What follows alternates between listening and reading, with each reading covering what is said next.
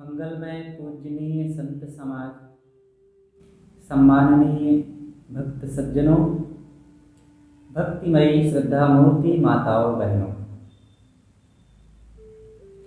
संसार में मानव समाज के लिए एक बहुत छोटा सा शब्द है, माँ शब्द। माँ अपने आप में बहुत छोटा होते हुए भी बहुत बड़ा अर्थ लिए हुए है। माँ की बहुत बड़ी प्रतिष्ठा है, इसकी बड़ी गरिमा है, बड़ी जिम्मेदारियां हैं और बहुत कर्तव्य हैं। माँ जितना छोटा है उतना ही महान है। माँ से बढ़ कर के व्यवहारिक जीवन में हमारे संसार में कोई नहीं है। माँ ने ही मनुष्य को जन्म दे करके उसके सुंदर स्वस्थ शरीर को तैयार करके जीने लायक और संसार में रहने लायक बनाया है। इसलिए माँ की बड़ी जिम्मेदारियां हैं। लेकिन अपनी जिम्मेदारियों में जब माँ और निखार लाती है और अपने कर्तव्यों को, अपने दायित्वों को जब पूर्ण पालन करने लगती है, तब जिंदगी केवल संवर ही नहीं जाती, वो सुखमय भी हो जाती है। और सुखमय से वो सब प्रकार से स्वर्गमय और सदा के लिए दुख विहीन भी हो जाती है। माँ ही अगर चाह ले तो व्यवहारिक जीवन से पारमार्थिक जीवन भी बन सकता है बच्चे का। और माँ की ये जिम्मेदारी है। कौन माँ होगी जो ये नहीं चाहती होगी कि मेरा बेटा पूर्ण सुखी हो जाए? चाहती जरूर है, लेकिन जब वे स्वयं अपने जीवन में पूर्ण सुख का काम नहीं करेंगी तो बच्चे के लिए वो कल्पना ही नहीं हो पाएगी। जैसे स्वयं भौतिक रूप से जीवन जी करके और बस शौक श्रृंगार और शारीरिक खान पान और शरीर रक्षा तक जीवन जीती हैं, वैसे बच्चे के लिए वही योग्य बना देती हैं।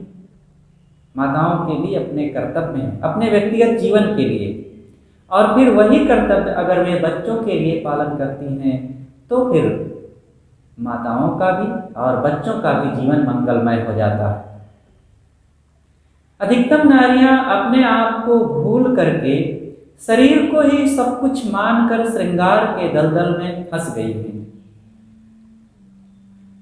निरर्थक श्रृंगार करके असंयमी पुरुषों के विकारों को केवल भड़काती हैं। इससे उनको क्या मिलता है? नारियों को क्या मिलेगा जो श्रृंगार करके और गली बाजारों में घूमती हैं? पुरुष देख करके रीझेंगे और रीझ करके उनके मन की पशुता प्रकट होगी, और इससे पुरुषों का भी नुकसान और नारियों का भी नुकसान। अतः व्यर्थ के बाहरी श्रृंगारों को छोड़ो। ये देह को सजाना कितना निरर्थक है। देह की अपनी एक मर्यादा है, उसको साफ स्वच्छ रखना और साफ स्वच्छ कपड़े पहनाना और उसके खान पान की उचित व्यवस्था रखना, ये हर इंसान का कर्तव्य है।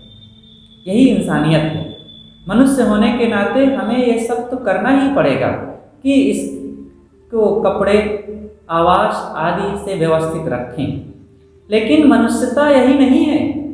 मनुष्यता है कि श्रृंगारिक भावनाओं को त्याग करके इसको परमार्थ की दिशा में आगे बढ़ाया जाए। और सद्गुण ही नारी के सच्चे श्रृंगार हैं। और केवल नारी ही क्या, मानव मात्र के, चाहे नर हो या नारी हो, सद्गुण ही सच्चे श्रृंगार हैं। सद्गुणों का श्रृंगार करो। चरित्र ही इसका सबसे बड़ा सौंदर्य है। जीवन में चरित्र की पवित्रता, इस सौंदर्य से बढ़कर के हमारा और सौंदर्य क्या हो सकता है? ये देश काल निरपेक्ष है। शरीर का सौंदर्य तो जवानी में विशेष परिस्थिति में बना रहेगा। बाहर की सजावट थोड़े दिनों में ढल जाती है, चाहे वो उम्र की हो और चाहे वर्तमान की सजावट हो। वर्तमान की सजावट सुबह तैयार करो, शाम तक गायब।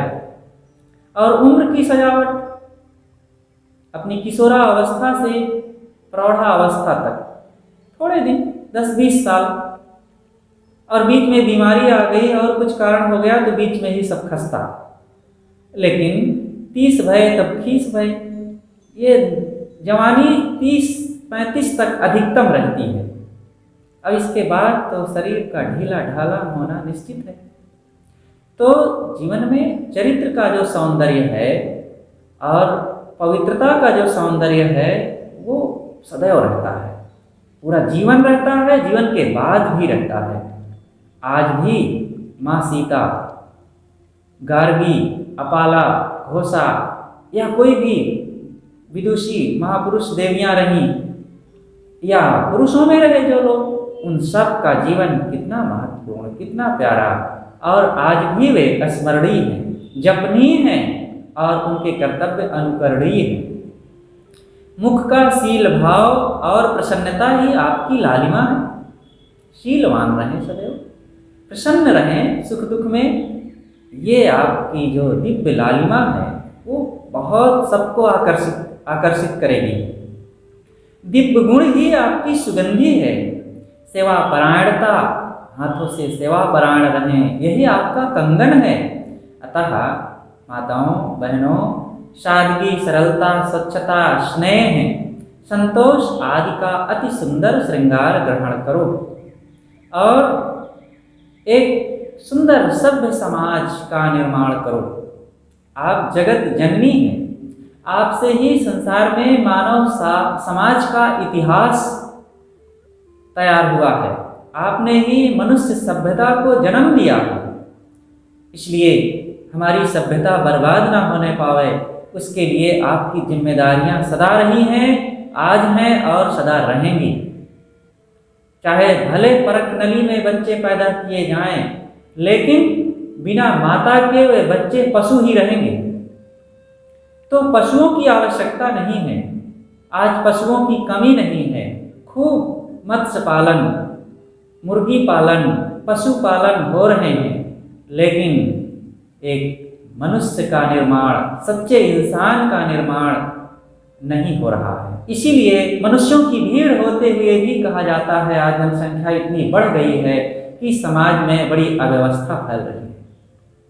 अच्छे लोगों की संख्या नहीं बढ़ी है, पशु स्वभाव वाले प्रवृत्ति के लोग बढ़ गए हैं। इसीलिए यहाँ वही सृष्टि सृजन भी ज़्यादा करते हैं और समाज पर तमाम प्रकार के दुष्कर्म करके भार भी बन रहे हैं, एक दूसरों को सताते भी हैं। इसलिए माताओं के जो कर्तव्य हैं मनुष्य निर्माण के, उन कर्तव्यों को भी वे अच्छे ढंग से पालन करेंगी तो अच्छे लोग यहाँ जिनकी ज़रूरत है वे यहाँ रहेंगे। जो माँ बच्चे को बोलना सिखा देती है और बच्चे को बोलते देख करके वो बहुत खुश होती हैं, लेकिन क्या बोलना चाहिए, मीठा कि कड़वा, सत्य कि असत्य, नम्रता पूर्वक कि कठोरता पूर्वक, इन बातों का भेद वे नहीं बताती हैं तो फिर उनके कर्तव्य पूरे नहीं हुए। ये बातें स्पष्ट रूप से बच्चों को बताना सिखाना चाहिए और उनकी भावनाओं में जब परिमार्जन आता है तब वही बच्चे फिर महान होते हैं। जो माता अपने बेटे की उंगली पकड़ करके उनको चलना सिखा देती है, किंतु जीवन में कैसे चलना चाहिए और उनको किस राह पर चलना चाहिए, सदाचार के, सदकर्तव्य के कि गलत और दुराचार बुराइयों के पथ पर चलना चाहिए, अगर ये नहीं बताती हैं तो मानो फिर उन्होंने अपने कर्तव्य को पूरा नहीं किया।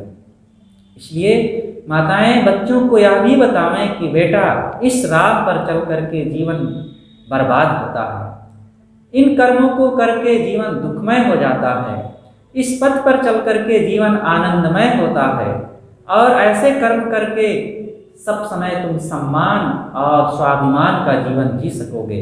इसलिए यही कर्म करो, ये बताना कितना आवश्यक है। जो माता शहद की बूंद बच्चे के मुख में टपका करके उसको मुस्कुराते हुए देख करके स्वयं खुश होती हैं, लेकिन उस बच्चे को दया, क्षमा, प्रेम, विनम्रता, संयम, धैर्य, शील, सद्गुण, संतोष आदि के अमृत रस टपका करके उनको सब प्रकार से उनकी वाणी में मिठास, उनके विचारों में मिठास नहीं लाती हैं, तो वो माँ का कर्तव्य अभी अधूरा है। इसलिए इस अधूरेपन को भी वे पूरा करें। केवल बच्चे का मुस्कुरा देना आपकी खुशहाली नहीं है या बच्चे की खुशहाली नहीं है।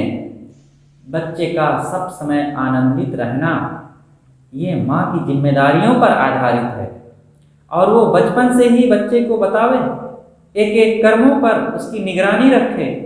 और जब वो बताएगी बेटे को प्यार से, दुलार से समझाकर, फटकार कर और उंगली पकड़ करके जब उन कर्मों को और उस पथ पर चलना और करना सिखाएगी, तब बच्चे अपने आप धीरे से बढ़ते जाएंगे और उधर आगे सफल होते जाएंगे।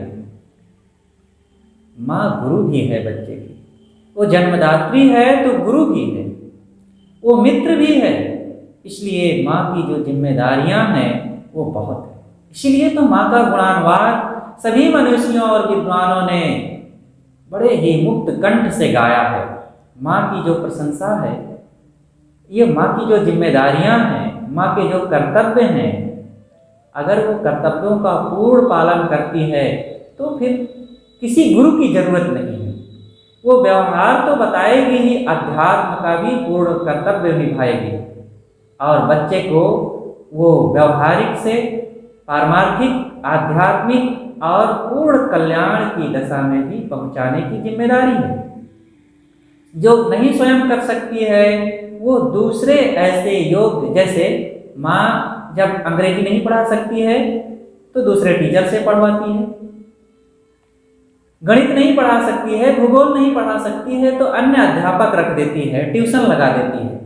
इसी प्रकार अध्यात्म विद्या अगर नहीं पढ़ा पाती है तो ऐसे संत और गुरुजनों का ट्यूशन लगा दे, स्वयं वहाँ जुड़े, स्वयं उससे लाभान्वित हो और उस बच्चे को भी वो बात पढ़ाने के लिए प्रेरित करे। तो माँ के लिए कितनी बड़ी जिम्मेदारी है। जो माता बच्चे को सांसारिक विद्या तो पढ़ाती हैं और उसको पढ़ते देख करके खुश भी होती हैं, मगर जो बच्चे पढ़ते हुए भी आध्यात्मिक विद्या, जीवन की विद्या नहीं पढ़ते हैं, भौतिक विद्या तो परीक्षाओं की जिंदगी है, लेकिन एक दिन जिंदगी की परीक्षा शुरू होती है। जब वो जिंदगी की परीक्षा पहले से पढ़ाई पढ़े नहीं तो उसमें सफल कैसे होंगे।